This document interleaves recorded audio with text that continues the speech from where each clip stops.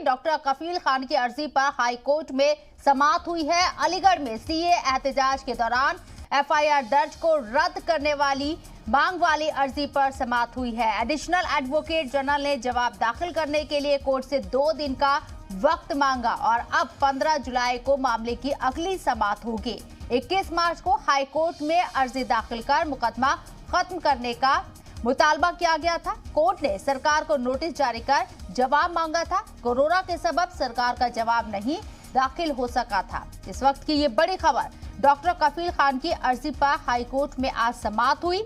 अलीगढ़ में वाज़ेह रहे कि सीए एहतजाज के दौरान उन पर एफआईआर दर्ज हुई थी और एफआईआर को दर्ज करने की मांग वाली अर्जी पर ये समाअत हुई है। एडिशनल एडवोकेट जनरल ने जवाब दाखिल करने के लिए कोर्ट से 2 दिन का वक्त मांगा है। वाज़ेह रहे कि कोरोना के सबब सरकार का जवाब दाखिल नहीं हो सका था। कोर्ट ने सरकार को नोटिस जारी कर जवाब मांगा था और अब 21 मार्च को हाई कोर्ट में अर्जी दाखिल कर मुकदमा खत्म करने का मुतालबा किया गया था। कोर्ट ने सरकार को नोटिस जारी कर इस पर जवाब मांगा था, लेकिन कोरोना की वजह से जवाब दाखिल नहीं हो पाया था, जिसकी वजह से अब 15 जुलाई को इस पूरे मामले की अगली समाअत होगी। डॉक्टर कफील खान सीए एहतजाज के दौरान काफी सरगर्म नजर आए थे और इस पूरे मामले को लेकर उन पर एफआईआर दर्ज हुई थी। और हमारे नुमाइंदे मोहम्मद गुफरान हमारे साथ फोन लाइन पर मौजूद है, उनका रुख करते हैं। मोहम्मद गुफरान, क्या लगता है आपको 15 तारीख को समाअत होने वाली है, सरकार की तरफ से जवाब दाखिल किया जाएगा, कफील खान को किस तरह की राहत मिलने की उम्मीद?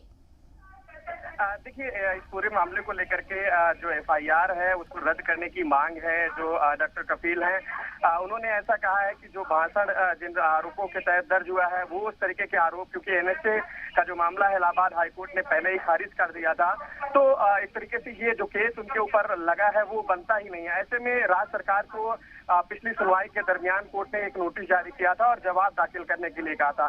स्टेट गवर्नमेंट का जो जवाब है वो फिलहाल अभी दाखिल नहीं हो सका है। उसकी वजह यह है कि कोविड के चलते लंबे समय तक जो सुनवाई थी वो एक तरीके से टलती जा रही थी। वर्चुअल सुनवाई, सिर्फ जो बेहद जरूरी मामले थे उन्हीं की सुनवाई हो रही थी। ऐसे में अब एक बार फिर से इसमें जो राज्य सरकार के अधिवक्ता हैं उनकी तरफ से 2 दिन का समय मांगा गया है और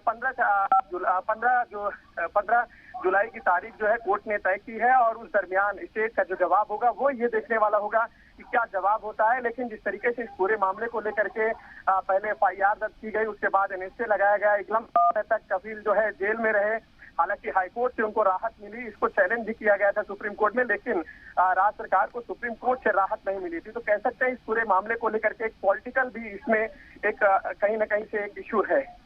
जी बिल्कुल। अब जैसे कि 15 तारीख को दोबारा से समाअत होगी इस मामले में, अगर तमाम हम पहलुओं को देखें कि सरकार का पक्ष इसमें कितना मजबूत नजर आता है, जो वकील हैं उनकी तरफ से क्या उम्मीद इम्कान जाहिर किया जा रहा है?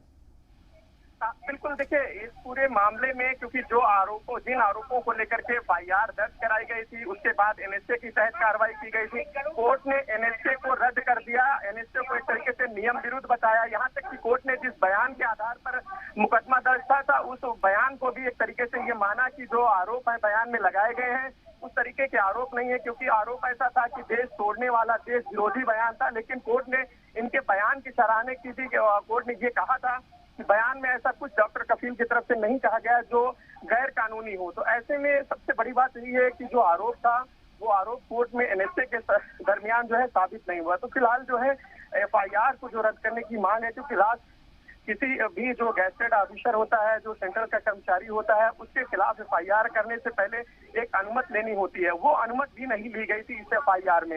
ये भी एक पॉइंट है, इसी को लेकर के एफआईआर को रद्द करने की मांग की गई है। जी चलिए, 15 तारीख को देखना होगा कि फैसला आता है, समाअत जब होगी या नहीं आता है और किस तरीके यहाँ दलील पेश की जाती है दोनों जानिब। बहुत बहुत शुक्रिया आपका तमाम जानकारी हम तक पहुँचाने के लिए।